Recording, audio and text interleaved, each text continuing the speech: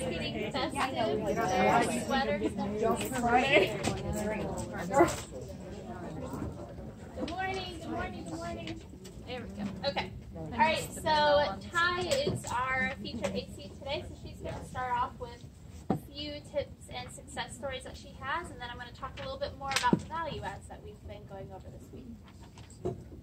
So I don't have a tip, but I'm just going to tell what I've taken away from these stand-ups, and that is to really just fill out the call logs correctly. It makes it a lot easier to be able to just go back, see exactly when you spoke to the client, who you spoke to, and exactly what you all discussed, because I know I cannot remember every call I've had with each client, and so that's just been very helpful. I know Jenna had mentioned like just copying and pasting a follow-up email if you had that, and I thought that was a really good idea.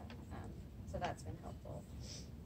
And then a success that I've had is not with one client specifically, but with multiple clients. They've just kind of mentioned, even clients that don't take my calls monthly, that they like that we reach out, because it's just a reminder for them that they do need to take our calls. So I know sometimes for me, I feel like I'm calling clients and they just don't really care. They're not going to take the time. That they've said, I have products with other companies and I signed up and never heard from them. And they just really like that we reach out monthly, even though sometimes we feel like it's beating a dead horse. It's not. So it's a good reminder for them. Good job. So a couple of things that to kind of bounce off. A couple of things to bounce off of what Gemma was talking about yesterday. So it's these value adds. They were created a little bit ago, but they have a lot of great information on them. I know sometimes in our monthly calls with our clients, let's say we have a client for a year, 2 years. I know a lot of us have a handful of those. It's hard to think about what to talk about after so long. Especially if the client is very tech savvy, they know, they're practicing posting on Facebook, whatever it may be. These are great tools to use when you're kind of at a loss as to, oh man, I feel like I've gone over everything. There's about 20 of these, and we're adding on to them. We're always open to new suggestions of new topics, but they're very valuable as well as a visual aid for your clients. I have a lot of clients who like to see what I'm talking about and kind of go back to the information I went over. We feel like we are so into our own knowledge since we do it day in and day out, but our clients are not the same way. They feel very similar to how we all felt, the first day walking in here and going through training, or the first time at, let's say your first marketing class or, marketing position. So we need to take that into consideration that, hey, let's give them a value add. Let's give them something that they can look at and actually refer back to. So what I'm going over today is increasing review volume.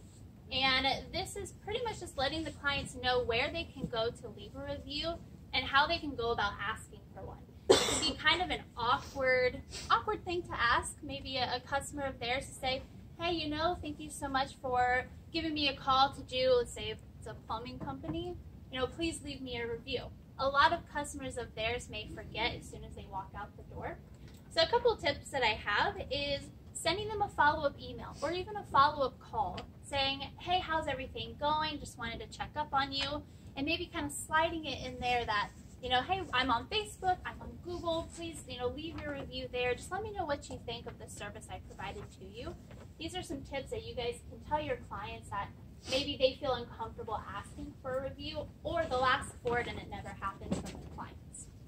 Another tip is including your social media icons on your website. So, you could also tell your clients to let their clients know, hey, check out my website. My Facebook link is at the very top, my Google link, my Yelp link, whatever it may be. Just make sure that they have more traction there by putting it on their website. Another thing is just make sure you have your reviews tab on your Facebook page. A lot of people may go to Facebook, they don't know where to leave a review. They may happen to leave it as a comment, which is still fine. But make sure you have that reviews tab located on your Facebook page, which I know all of you know where that's at, so try to help your clients find where they can go to see those reviews. So all of those tips are on these value adds, as well as some additional information. You'll see blank spaces sometimes on the back end of each value add. those blank spaces they're a place for where you can put a screenshot of, let's say, your business in particular, their Facebook page, or if they're trying to respond to a review, put that review that you're talking about in that blank space so that when you send this value add over to them, they can actually relate that it's specific to their business. Good. All right, I need a bag. So Ty and the challenged AC that we're going to pick out here, what we're going to do is both of you guys are going to have a completed call using this particular value add, which is increasing review volume. And what you're going to do is you're going to go over this with your client on the phone and send it to them in a follow-up email attaching this value add. Full name, you got Rachel. All right. Is Rachel here? Right here. Oh, okay. Right All right, Rachel and Ty. Thanks, guys.